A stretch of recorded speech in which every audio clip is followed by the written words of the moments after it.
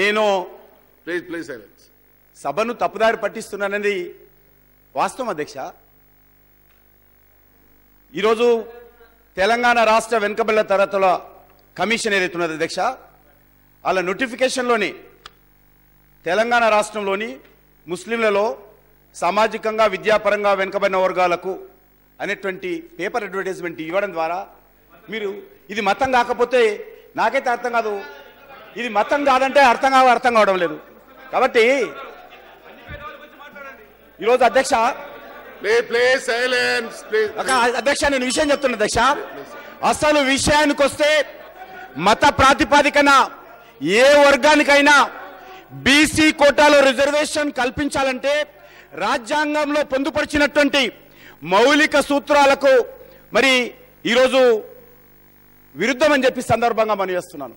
మత ప్రాతిపదికన బీసీ వర్గాలలో రిజర్వేషన్ కల్పించాలనేది రాజ్యాంగంలో పొందుపరిచినటువంటి మౌలిక సూత్రాలకు విరుద్ధం.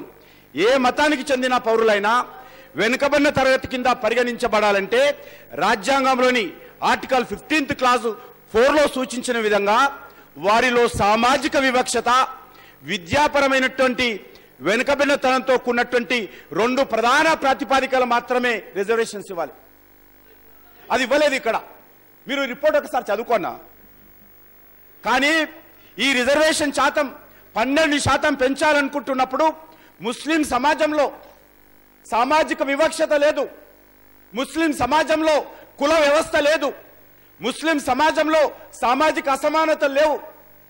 మరి ఈరోజు కులం లేదా మతం ఆధారంగా వివక్షత ఏర్పడడం అనేది అది ఇస్లాంకు వ్యతిరేకం. ఇస్లాంలో కుల వివక్షత ఉండదు, వివక్షత ఉండదు. సామాజిక వివక్షత నేను కోరేది ఆర్థిక వివక్షత కాదు. ఈరోజు ఆర్థిక వివక్షత ఆధారంగా మనం రిజర్వేషన్స్ ఇవ్వడానికి వీల్లేదు. సామాజిక వివక్షత ఆధారంగానే రిజర్వేషన్స్ ఇవ్వాలి. అది నేను చెప్పేది. అది ఈరోజు ఇస్లాంకు వ్యతిరేకము సామాజిక వివక్షత ఉన్నదంటే, ముస్లింల కులాల పేరు మీద వివక్షత ఉన్నదంటే అది మరి ఇస్లాంకు వ్యతిరేకము. కాబట్టి ఈరోజు తెలంగాణ ప్రాంతంలో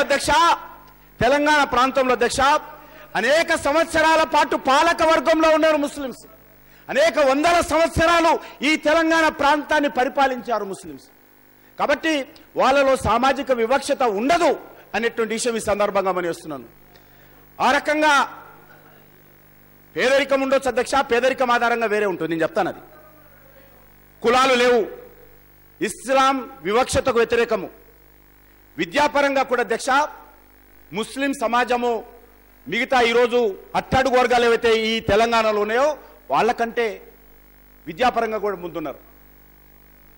అక్షరాస్యత సమాజంలోని ఇతర వెనుకబడిన వర్గాల కంటే చాలా ఎక్కువగా ఉన్నారు. అంతేకాకుండా అధ్యక్ష అనేక వందల మైనార్టీ ఇన్స్టిట్యూషన్స్, ముస్లిం మైనార్టీ ఇన్స్టిట్యూషన్స్ ఇక్కడ పనిచేస్తా ఉన్నాయి. కేజీ నుంచి పీజీ వరకు ఉన్నాయి. కావున పూర్తిగా ముస్లింలు విద్య అందుబాటులో లేదు, వాళ్ళకు విద్య రావడం లేదని చెప్పడం కూడా వాస్తవం కాదు. ఈరోజు మరి మీ మిత్రులైనటువంటి వాళ్ళకు కూడా ఈరోజు అనేకమైనటువంటి ఎడ్యుకేషన్ ఇన్స్టిట్యూషన్స్, ముస్లిం మైనార్టీ ఎడ్యుకేషన్ ఇన్స్టిట్యూషన్స్ ఉన్నాయి ఈ రాష్ట్రంలో. అంతేకాకుండా అధ్యక్ష మతపరమైన రిజర్వేషన్స్ అనేటువంటిది మరి అనేక న్యాయస్థానాల్లో ముఖ్యమంత్రి గారు చెప్పారు. ఒక్కసారి నేను వారి లోపలికి వెళ్ళారు చెప్తున్నాను. ఒక్కసారి హైకోర్టు ఇచ్చినటువంటి తీర్పు చదువుమనండి, చదువుమని చెప్పండి. అందులో మతపరమైన రిజర్వేషన్స్ అన్కాన్స్టిట్యూషనల్ అన్న పదం ఉన్నదా లేదా ఈరోజు అడుగుమని చెప్తున్నాను. రాజ్యాంగ వ్యతిరేకము మతపరమైన రిజర్వేషన్స్ అని ఏదైతే మీరు కొనసాగింపుగా కాంగ్రెస్ పార్టీ పెట్టినటువంటి 4% రిజర్వేషన్ ముందుకు తీసుకొస్తున్నారో, దాన్ని పెంచారో, ఆ 4% రిజర్వేషన్ హైకోర్టు 2 సార్లు కొట్టేస్తూ ఏ రకమైనటువంటి తీర్పులు ఇచ్చిందో ఒక్కసారి చదవాల్సిందిగా నేను మనవి చేస్తా ఉన్నాను. అధ్యక్ష చాలా మౌలికమైనటువంటి అంశాన్ని నేను చెప్తా ఉన్నాను. రాజ్యాంగ రూపకర్త అయినటువంటి డాక్టర్ బాబాసాహెబ్ అంబేద్కర్ ఆశయాలకు విరుద్ధంగా మరి ఈ యొక్క మతపరమైన రిజర్వేషన్స్ ఏర్పాటు ద్వారా వాళ్ళ ఆశయాలకు తూట్లు పొడుస్తున్నారని ఈ సందర్భంగా మనం చేస్తున్నాం అధ్యక్ష. ఎందుకంటే అధ్యక్ష రాజ్యాంగ రూపకల్పనకు సంబంధించి డాక్టర్ బాబాసాహెబ్ అంబేద్కర్ నేతృత్వంలో మైనార్టీ రిజర్వేషన్స్ ఏర్పాటు చేయాలని కూడా చర్చ జరిగింది అధ్యక్ష. ఆ చర్చ జరిగినప్పుడు 1949 మే 25, 26 ఈ తేదీలలో 2 ఉన్నత స్థాయి శిఖరాగ్ర సమావేశాలు ఢిల్లీలో జరిగాయి అధ్యక్ష. మైనార్టీ రిజర్వేషన్స్ ఏర్పడాలన్నా వద్దా? డాక్టర్ బాబాసాహెబ్ అంబేద్కర్ ఒక ఉపసంఘం, ఒక సబ్ కమిటీ ఏర్పాటు చేశారు. ఆ సబ్ కమిటీకి అధ్యక్ష మరి ఆ రోజు ఒక ప్రముఖ వ్యక్తిని దానికి ఆ యొక్క కమిటీకి అధ్యక్షుడిగా చేశారు అధ్యక్ష. రిజర్వేషన్స్ అనేటువంటిది అధ్యక్ష మరి ఆ రోజు డాక్టర్ బాబాసాహెబ్ అంబేద్కర్ గారు చాలా స్పష్టంగా చెప్పారు. రిజర్వేషన్స్ అనేటువంటివి సామాజిక వివక్షత, కుల వివక్షత, కుల దురహంకారం లాంటి చారిత్రక నేపథ్యంలోనే ఉండాలనేది డాక్టర్ బాబాసాహెబ్ అంబేద్కర్ యొక్క ఆలోచన. కులాల మధ్య అంతరాలు తగ్గించడానికి అంబేద్కర్ ఈ రిజర్వేషన్ ప్రక్రియను ఏర్పాటు చేశాడు. కులాల మధ్యలో అంతరాలు తగ్గించడం కోసం, కులాల మధ్యలో వివక్షత తగ్గించడం కోసం ఈ భారతదేశంలో, భారత రాజ్యాంగంలో రిజర్వేషన్స్ డాక్టర్ బాబాసాహెబ్ అంబేద్కర్ పెడితే ఈరోజు అది మతాలకు తీసుకొస్తూ ఓటు బ్యాంక్ రాజకీయాలకు ఉపయోగించుకుంటున్నాము. ఇది మంచిది కాదని సందర్భంగా మనవేస్తున్నాను అధ్యక్ష. డాక్టర్ బాబాసాహెబ్ అంబేద్కర్ నేతృత్వంలో భారత రాజ్యాంగ కమిటీ సమావేశం జరిగినప్పుడు ఆయన మతపరమైన రిజర్వేషన్స్ ను పూర్తిగా వ్యతిరేకించారు. అంబేద్కర్ ఒక్కరు మాత్రమే వ్యతిరేకించలేదు అధ్యక్ష. ఆ రోజు రాజ్యాంగంలో మైనార్టీ రిజర్వేషన్స్ ఉండాలా వద్దా అనేటువంటి దానికి ఒక సబ్ కమిటీ, ఒక ప్రముఖ క్రిస్టియన్ నాయకుడైనటువంటి వ్యక్తి, మేధావి అయినటువంటి వ్యక్తి ఎస్సి ముఖర్జీ నేతృత్వంలో చైర్మన్ గా 50 మందితోటి ఉపక సంఘం డాక్టర్ బాబాసాహెబ్ అంబేద్కర్ ఏర్పాటు చేశాడు. అందులో అధ్యక్ష మౌలానా అబ్దుల్ కలాం ఆజాద్, అబ్దుల్ సలాం ఖాన్, సయ్యద్ అలీ జహీర్, మరి మాజీ ప్రధానమంత్రి నెహ్రూ, డాక్టర్ పటేల్ లాంటి అనేక మంది కమిటీలు, ఆ 50 మంది కమిటీలో సభ్యులు వాళ్ళందరూ అధ్యక్ష వరుసగా 1947 జూలైలో, ఆగస్టులో అనేక సమావేశాలు నిర్వహించి చివరగా వాళ్ళ నిర్ణయం ఏంటంటే అధ్యక్ష ఏకగ్రీవంగా అందరూ మత ప్రస్తావనతో ఎలాంటి రిజర్వేషన్స్ ఉండకూడదని ఒక అభిప్రాయానికి వచ్చి 1949 మే 25, 26 తేదీలలో డాక్టర్ బాబాసాహెబ్ అంబేద్కర్ కు ఒక నివేదిక ఇచ్చారు. ఏమని ఇచ్చారు? ఎట్టి పరిస్థితుల్లో ఈ యొక్క మతపర ప్రస్తావన లేనటువంటి రిజర్వేషన్స్ ఉండాలి తప్ప మత ప్రస్తావనతో కూడినటువంటి రిజర్వేషన్ ఉండకూడదని డాక్టర్ బాబాసాహెబ్ అంబేద్కర్ కు ఎస్సి ముఖర్జీ, ఆ క్రిస్టియన్ ప్రముఖుడైనటువంటి నేతృత్వంలో 50 మందితో కూడినటువంటి మరి నెహ్రూ కూడా సభ్యుడు చెప్పినట్టు వాళ్ళందరితో కూడినటువంటి నివేదిక ఆ రోజు బాబాసాహెబ్ అంబేద్కర్కి ఇస్తే అంబేద్కర్ రాజ్యాంగంలో చాలా స్పష్టంగా మతపరమైన రిజర్వేషన్స్ నేను వ్యతిరేకమని చెప్పినటువంటి విషయాన్ని సందర్భంగా మనం చేస్తున్నాను అధ్యక్ష. గతంలో కాంగ్రెస్ కానీ నేను టిఆర్ఎస్ ప్రభుత్వం కానీ కుల వివక్షత లేనటువంటి, కుల వ్యవస్థ లేనటువంటి, సామాజిక వెనుకబడినతనం లేనటువంటి ముస్లిం సమాజంలో ఈరోజు మీరు 94% ప్రజలకు 12% రిజర్వేషన్స్ ఇవ్వబోతున్నారు. 94% ఆఫ్ ముస్లిమ్స్ ఈరోజు కవర్ అవుతున్నది ఈ రిజర్వేషన్ కారణంగా తెలంగాణలోని సందర్భంగా మనం చేస్తున్నాం. ఆ రకంగా 100% ఈరోజు ఎంఆర్ఓ దగ్గరికి ఎవరు వెళ్ళినా కూడా మనం బీసీఈ సర్టిఫికేట్ ఇస్తున్నారా లేదా ఒక్కసారి చెప్పాల్సిందే కోరుతా ఉన్నాను అధ్యక్ష. మరి ఈరోజు ముఖ్యమంత్రి గారు చాలాసార్లు చెప్పారు, ఇది కొత్తది కాదు, గతంలో కొనసాగింపే అంటున్నారు. ఇది పెద్ద చారిత్రకమైనటువంటి తప్పిదం అవుతుంది. మరి ముస్లిం రిజర్వేషన్ సంబంధించి ఇంతకుముందు చెప్పినట్టు అనేక సార్లు న్యాయస్థానాలు కొట్టేశాయి అధ్యక్ష. సుప్రీంకోర్టు అధ్యక్ష నేను ఒక్కడినే అధ్యక్ష వాస్తవం చెప్పేది సభలో.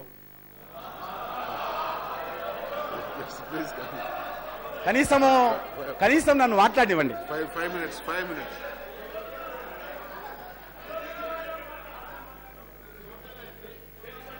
అధ్యక్ష సుప్రీంకోర్టుకు రాష్ట్ర హైకోర్టు ఈ యొక్క 4% రిజర్వేషన్ కొట్టేస్తే 25/3/2014 సుప్రీంకోర్టు తాత్కాలికమైనటువంటి స్టే ఇచ్చింది అధ్యక్ష. సుప్రీంకోర్టు ఆ రోజు ప్రభుత్వానికి చెప్పింది ఏంటి అధ్యక్ష, ఈరోజు సభ సభ్యులు కూడా తెలుసుకోవాలి. ఏమని చెప్పారు అధ్యక్ష సుప్రీంకోర్టుకు? రిజర్వేషన్స్ ఈ రాష్ట్రంలో అమలు జరుగుతుంటే ఫస్ట్ ఇయర్, సెకండ్ ఇయర్ ముస్లిం విద్యార్థులందరూ వివిధ ఇంజనీరింగ్ కావచ్చు, మెడికల్ కావచ్చు అడ్మిషన్స్ చేరారు. వాళ్ళు ఫస్ట్ ఇయర్ సెకండ్ ఇయర్లో ఉన్నారు. ఇప్పుడు ఈ రిజర్వేషన్ కొట్టేస్తే ఇప్పటికే అడ్మిషన్లు ఉన్నటువంటి విద్యార్థుల భవిష్యత్తు నష్టం జరుగుతుంది. కాబట్టి హైకోర్టు దాని మీద స్టే ఇవ్వండి అని చెప్పి సుప్రీంకోర్టుకి వెళ్ళారు. ఆ సుప్రీంకోర్టు కూడా ఏం చెప్పింది అధ్యక్ష, ఆ యొక్క స్టే ఇస్తున్నప్పుడు చెప్పిన మాట ఈ సభలో అందరూ వినాలి. The act passed by AP legislative giving 4% reservation to group E of the backward classes was challenged before the high court and same was struck down by the high court on various issues as a several constitutional issues are involved in these appeals. As an interim measures, we direct that the time being reservation of the 4% be extended first to the 14 categories mentioned in the schedule happened to be to the Act Andhra Pradesh Reservation in favor of socially educationally backward classes of Muslims Act 2007, Act 26 of 2007, excluding creamy layer. This is a temporary measures till the matter is final decision. అందులో చెప్పిందండి తాత్కాలికమైనటువంటి ప్రాతిపాదికన ఆ యొక్క supreme court stay ఇచ్చింది. దాని పేరు మీద 2010 నుంచి ఈ రోజు 17 వరకు కూడా ఆ యొక్క రిజర్వేషన్స్ అమలు జరుగుతూ ఉన్నాయి. ఇది రోజు అది ఇప్పుడు కాన్స్టిట్యూషనల్ బెంచ్కి రిఫర్ చేశారు అధ్యక్ష. అందులో ఏం చెప్పారు, ఇది రాజ్యాంగపరమైనటువంటి అంశాలు ఇందులో ఇమిడున్నాయి కాబట్టి మేము 3 బెంచ్ ముగ్గురు న్యాయమూర్తిలో కూడినటువంటి ధర్మాసనం సరిపోదు కాబట్టి ఆ ముగ్గురు బెంచ్ తూకున్నటువంటి ధర్మాసనము కాన్స్టిట్యూషన్ బెంచ్కి రిఫర్ చేసింది. కాన్స్టిట్యూషన్ బెంచ్ కాన్స్టిట్యూట్ అవుతుంది. రేపో మాపో వాదనలు కూడా ప్రారంభం కావాల్సింది. నేను ఎందుకు చెప్తున్నాను అధ్యక్ష, మరి ఈరోజు మీ అందరికీ మనవి చేశాను అధ్యక్ష. ఒకే మాట గౌరవ ముఖ్యమంత్రి గారు పదే పదే చెప్తున్నారు అధ్యక్ష. మేము 107 మీటింగ్లలో మాట్లాడాము, తప్పులేదు, మీరు మాట్లాడాలి, మీ పాలసీ మేనిఫెస్టోలో పెట్టాము, కరెక్ట్ పెట్టారు. కేంద్రంలో కూడా ఉన్నటువంటి మా పార్టీ కూడా మీరు 107 మీటింగ్లలో మాట్లాడితే 107,000 మీటింగ్లలో మేము మాట్లాడాం దేశం. ఏమనంటే మతపరమైన రిజర్వేషన్స్ ఉండకూడదు, మతపరమైన రిజర్వేషన్స్ ఉండకూడదు. సామాజిక వివక్షత ఆధారంగా పేదవాళ్ళందరికీ, అది ముస్లిం సోదరులకు కూడా తప్పులేదు, సామాజిక వివక్షత ఆధారంగా ఉన్నటువంటి రిజర్వేషన్స్ ఉండాలి తప్ప మరి ఈరోజు పేదరికం ఆధారంగా తీసుకురావచ్చు తప్ప సామాజిక వివక్షత లేనటువంటి ముస్లింలకు సామాజిక వివక్షతో కూడినటువంటి రిజర్వేషన్స్ ఇవ్వడం తప్ప అంటున్నాం మేము అధ్యక్ష. ఈరోజు BC finance corporation, minority corporation, minority education institutions అయినాక మైనార్టీ వెల్ఫేర్, బీసీ వెల్ఫేర్, అనేక రకాలుగా ఈరోజు ఈ రాష్ట్రంలో ఒక కన్ఫ్యూజన్ ఏర్పడేటువంటి అవకాశం, అది కూడా క్లారిటీ తెచ్చుకోవాలి. ఎందుకంటే అధ్యక్ష నేను ఒక విషయం మనవి చేస్తున్నాను అధ్యక్ష. ఒక గెజిట్ పబ్లికేషన్ మీకు చెప్తున్నాను అధ్యక్ష. ఇది బీసీలకు అన్యాయం జరగదు అని ముఖ్యమంత్రి గారు అంటున్నారు. నేను ఈ సభలో అంటున్నాను బీసీలకు అన్యాయం జరుగుతుంది అంటున్నా, నేను అన్యాయం జరిగింది అంటున్నా. నేను మీరు ఏ రకంగా జరగలేదో చెప్పాల్సిందే కోరుతా ఉన్నా నేను. ఇది తెలంగాణ గెజిట్ పబ్లికేషన్ అధ్యక్ష, తెలంగాణ గెజిట్ పబ్లికేషన్.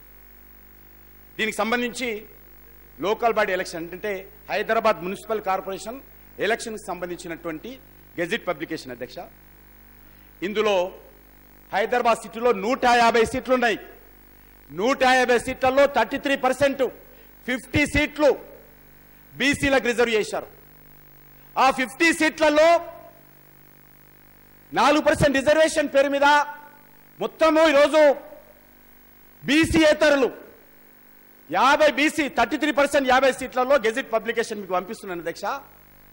30 సీట్లు బీసీలో కేటాయించినటువంటి 50 సీట్లలో 30 సీట్లు బీసీయేతరులు గెలిచారు. బీసీయేతరులు గెలిచారు. ఇది బీసీలకు న్యాయమా అన్యాయమా ఈ ప్రభుత్వం చెప్పాలి. ఈ ప్రభుత్వము బీసీలకు ఉద్ధరిస్తాము. ఈరోజు ఒక దిక్కు బీసీలు కోరుతున్నారు మేము రాజకీయంగా పైకి రావాలని, రాజకీయంగా మేము ముందుకు రావాలని. వాళ్ళలో ఈరోజు ఆకాంక్ష పెరిగింది బీసీలలో. ఆకాంక్ష పెరిగినప్పుడు మీకు అధ్యక్ష మీ దగ్గర కూడా చాలా మంది బీసీలో చెప్తుంటారు రాజకీయంగా మాకు పైకి రావాలి, ప్రోత్సహించాలి. ఆ రకంగా ప్రోత్సహిస్తున్నప్పుడు ఈ రోజు హైదరాబాద్ సిటీలో జిహెచ్ఎంసీలో 150 సీట్లలో 50 సీట్లు బీసీలకు ఇస్తే ఆ 50 సీట్లలో 30 సీట్లు బీసీ అయితే గెలిచారు. ఇది మీరు పరిశీలించాల్సిందిగా ఈ తెలంగాణ గెజిట్ పబ్లికేషన్ మీకు ఇస్తున్నాను అధ్యక్ష. Please conclude. Last minute. అదే విధంగా అధ్యక్ష, Please conclude. ఈరోజు దేశంలో అత్యధికమైనటువంటి మత ప్రాతిపాదికన రిజర్వేషన్స్ 4% మా దగ్గరే ఉన్నాయి, ఎక్కడా లేవు. తమిళనాడులో అధ్యక్ష 3.5% మాత్రమే తమిళనాడులో ఉన్నాయి. మీరు పదే పదే తమిళనాడు గురించి మాట్లాడుతున్నారు. తమిళనాడులో ఉన్నటువంటి ముస్లిం రిజర్వేషను, క్రిస్టియన్ రిజర్వేషన్ అధ్యక్ష రెండు కలిపి. Last 1 minute. Please conclude. అదేంటి అధ్యక్ష, నేను నిన్న మీరు అడిగాను అధ్యక్ష, ముఖ్యమంత్రి గారు నిన్న బీఎస్సీ మీటింగ్ లో ఏం చెప్పారు అధ్యక్ష? మీరు ఎంతసేపు అయినా మాట్లాడండి రాత్రి వరకు అని చెప్పారు. మీరు బీఎస్సీ లో తీసుకునే నిర్ణయం మీ సమక్షంలోనే కదా అధ్యక్ష.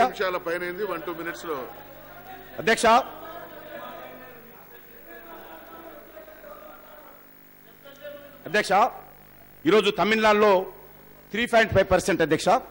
మరి నేను మనవి చేస్తున్నా అధ్యక్ష, అక్కడ ముస్లిం పాపులేషను 5.86, క్రిస్టియన్ పాపులేషను 6.12, ఇద్దరి కలిపి 12% అవుతుంది.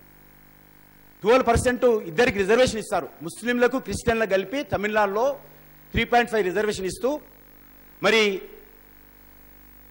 అక్కడ మరి 12% ఉంటే ఇద్దరు కలిపి 3.5 ఇచ్చారు. అంటే పదే తమిళనాడు గురించి చెప్తున్నారు కాబట్టి సభ్యులకు తెలియాలి. తమిళనాడులో ముస్లిం రిజర్వేషన్ 3.5 అధ్యక్ష, అది ఎక్కువ లేదని మనం చేస్తాం. నేను అది డిఫర్ చేయడంలా నేను ఆ విషయం మాట్లాడంలా అధ్యక్షులు చెప్పాలా అధ్యక్ష. ఈరోజు మరి జడ్పీటీసీలలో, సర్పంచ్లలో, వార్డు మెంబర్స్లలో, మున్సిపల్ కౌన్సిలర్లో, మున్సిపల్ చైర్మన్లో, కార్పొరేటర్స్లో ఈరోజు బీసీలకు అన్యాయం జరుగుతుందా జరగటం లేదా ఈ ప్రభుత్వం గుండె మీద చేయి పెట్టుకొని ఆలోచన చేయాల్సిందిగా నేను కోరుతా ఉన్నాను అధ్యక్ష. ఈరోజు ముఖ్యంగా అధ్యక్ష ఎస్సీ నేను కోరేది అధ్యక్ష, ఈరోజు ఎస్టీ రిజర్వేషన్ ఇది చాలా ప్రముఖమైన అధ్యక్ష. ఒక ఎస్టీ రిజర్వేషన్ రాజ్యాంగబద్ధంగా రావాల్సినటువంటి హక్కు. హైకోర్టు తీర్పు ప్రకారము మతపరమైన రిజర్వేషన్స్ రాజ్యాంగ వ్యతిరేకము. ఈ రెండు ఒకేసారి కలిపి బిల్లులో పెట్టడము మీరు గిరిజనులకు న్యాయం చేస్తున్నారా అన్యాయం చేస్తున్నారా ఆలోచన చేయాలి. రెండు ఒకేసారి, ఒకటేమో కాన్స్టిట్యూషనల్ రైట్ ట్రైబల్స్ కు, హైకోర్టు తీర్పు ప్రకారము ముస్లిం రిజర్వేషన్స్ అన్కాన్స్టిట్యూషనల్. అటువంటి రెండు బిల్స్ ఏకకాలంలో పెట్టడము ఏ రకమైనటువంటి సందేశం ఇస్తున్నారో ఈ ప్రభుత్వం చెప్పాలి అధ్యక్ష. ఇది సబ్జుడిస్. ఈరోజు హైకోర్టు కొట్టేసింది, సుప్రీంకోర్టు స్టే టెంపరరీ బేసిస్ లో. అటువంటి దాన్ని మీరు ఈరోజు ఆ 4% మీరు 12% చేయడంతో ఏ రకంగా ఈరోజు సుధీర్ కమిటీ రిపోర్టు అది తప్పుల తడక. అందులో పూర్తిగా మతం పేరు మీదనే మీరు మొత్తం వివరాలు సేకరణ చేశారు అధ్యక్ష. కాబట్టి జనాభా ప్రాతిపాదికన దామాష పద్ధతిలో గిరిజనులకు ఇచ్చినటువంటి రిజర్వేషన్ అధ్యక్ష, మరి ముస్లిం మతపరమైన రిజర్వేషన్ బిల్లుతో పెట్టడం అనేటువంటిది ఇది న్యాయ సమ్మతం కాదు, జన సమ్మతం కాదు, గిరిజన సమ్మతం కూడా కాదు. ఏడబడినది నీ తెలంగాణ, హైలీ అబ్జెక్షనబుల్. నా తెలంగాణ, మన తెలంగాణ అనండి. నీ తెలంగాణ నువ్వు తెచ్చినావు తెలంగాణని. It's absolutely very highly objectionable అధ్యక్ష. మాటికి మాట్లాడినప్పుడు నా బిడ్డలు, నా తెలంగాణ